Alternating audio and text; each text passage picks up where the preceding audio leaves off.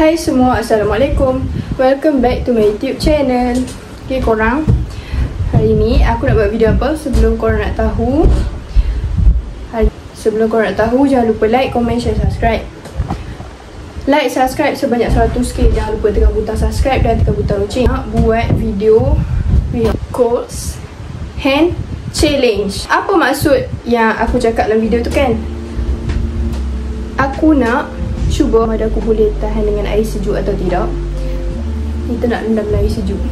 Bukanlah aku, tapi tangan aku akan rendam dalam air sejuk. Aku akan try berapa lama aku boleh. Jangan lupa like video ni dan share dekat kawan korang, okay?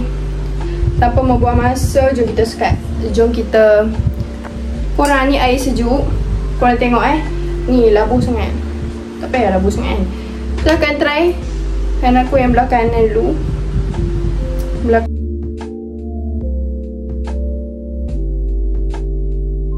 Dah lipat dah. Ni kita nak buat challenge air sejuk sebenarnya. Tak tahu aku boleh tahan dengan air sejuk ni berapa. Tak tahu aku boleh tahan dengan air sejuk ni berapa lama. Sebelah dulu tak korang. Habis lah kena marah aku ambil mangkuk. Siapa tak tahu. Okay, sebelah dulu. Kalau tak aku nak buat dua belah kan. Tapi macam bagi aku sebelah je. Kau tengok berapa lama aku sanggup. Padahal aku tak sanggup banyak-banyak lama-lama kan. Takut sakit ataupun sakit ataupun pedih lah macam tu.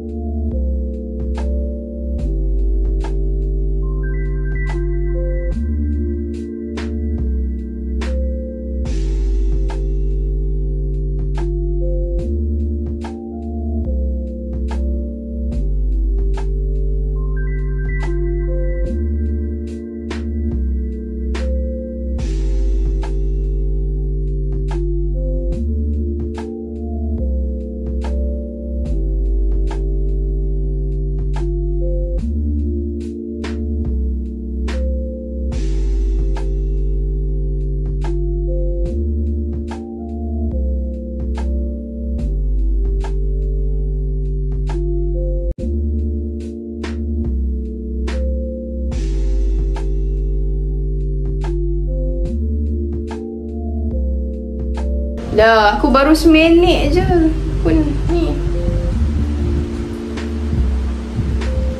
Okay, kalau kita nak cuba sebelah lagi.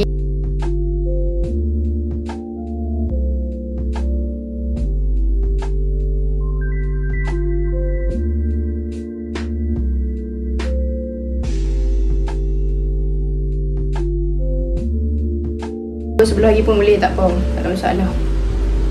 Sing kat full guys. Korang, sampai sini saja video baru aku. Itu je lah untuk korang semua. Video ni je aku buat, tak ada video lain pun. Just saja. Kita jumpa pada hari seterusnya pula.